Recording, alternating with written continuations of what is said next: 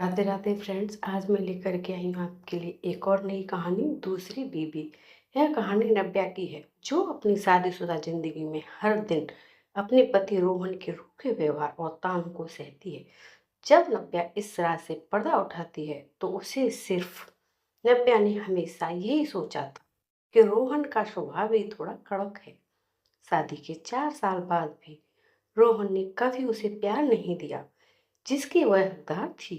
बात बात पर मायके को कोसना, उसके कपड़ों का मजाक उड़ाना और काम वाली बिमला के सामने भी उसे यह कहना कि तुमसे ढंग से एक झाड़ू तक नहीं लगवाया जाता, नव्या की रोज की जिंदगी का हिस्सा बन चुका था।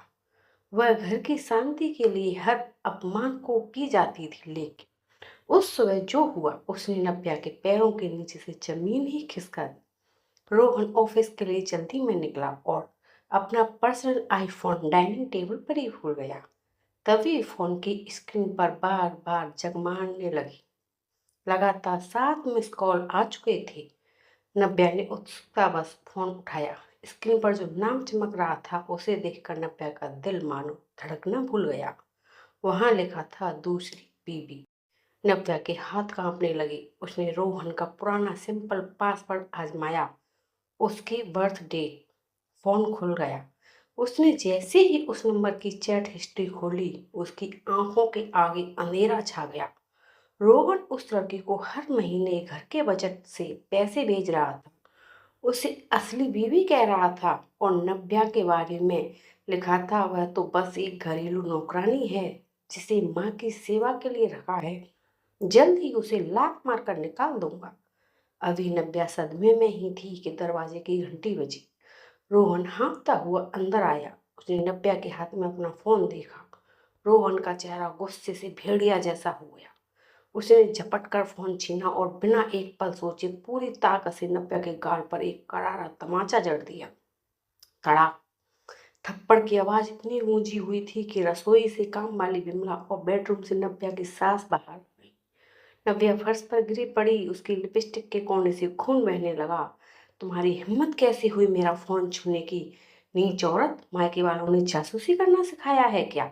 रोहन सबके सामने चिल्लाया। नव्या ने रोते हुए चीख कर पूछा, रोहन, वो कौन है? तुमने उसका नाम दूसरी बीवी क्यों रखा है? तुम मुझे धोखा दे रहे हो। नव्या को लगा था कि उसकी सास रोहन को डांटेगी, लेकिन सासू माँ ने आगे बढ़कर रोहन का हाथ सहलाया और नव्या की तरफ थूकते हुए बोली, हाँ रखा है उसने नाम, और वो कोई दूसरी नहीं, मेरी पसंद की लड़की है। 4 साल में तूने इस घर को एक वारिस तक नहीं दिया।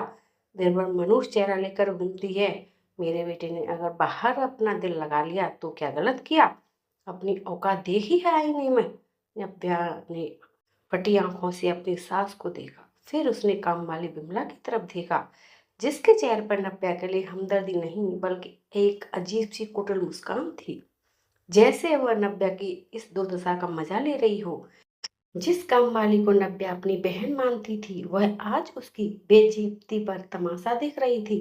रोहन, मैंने इस घर के लिए अपनी हर खुशी कुर्बान कर दी और तुमने, मेरे अपनों ने। नव्या हाँफने लगी। कुर्बान? एहसान मत जताओ मुझ पर। रोहन ने नव्या के बाल पकड़े और उसे घसीटते हुए मुख्य दरवाजे के पास ले गया है। अगर इस घर में रहना है तो इस बात को पहचानना सीखो। वो लड़की इस घर में आएगी और तुम्हें उसकी सेवा करनी होगी। अगर मंजूर नहीं तो अभी इसी वक्त बिना 1 रुपए के अपने उस कंगाल बाप के घर लौट जाओ। फैसला तुम्हारा है। रोहन ने नव्या को धक्का दे दिया। वह ठंडे फर्श पर पड़ी रही। अंदर रोहन, उसकी माँ और काम वाले मिलकर हंस रहे थे। नव्या ने अपने गाल के खून को पोंछा। उसकी आत्मा पर जो घाव लगा था वह उसके चेहरे के घाव से 1000 गुना बड़ा था। उसने शादी को बचाने के लिए हर रोज छोटे छोटे समझौते किए थे, लेकिन आज उसे समझ आया कि कुछ समझौते आपको अंदर से जिंदा लाश बना देते हैं। उसने उठकर अपनी फटी हुई साड़ी को संभाला। दरवाजे के बाहर सूनी सड़क थी और अंदर अपमान का वह नरक, जिसे वह 4 साल से अपना घर समझ रही थी। अब कमेंट्स में अपनी राय जरूर दें। क्या एक औरत से बच्चा न होने का ताना देकर इस हद तक जलील करना सही है? अगर आप नव्या की जगह होती तो क्या उस दूसरी बीवी को स्वीकार करके उसी घर में एक दासी बनकर रहती, या रोहन के चेहरे पर कानूनी थप्पड़ मारकर अपनी नई ज़िंदगी की शुरुआत करती? अपनी राय कमेंट में ज़रूर लिखें, क्योंकि आपका एक सुझाव किसी की तड़पती हुई नव्या को हिम्मत दे सकता है। तो दोस्तों, आपको मेरी कहानी कैसी लगी कमेंट में ज़रूर बताएं।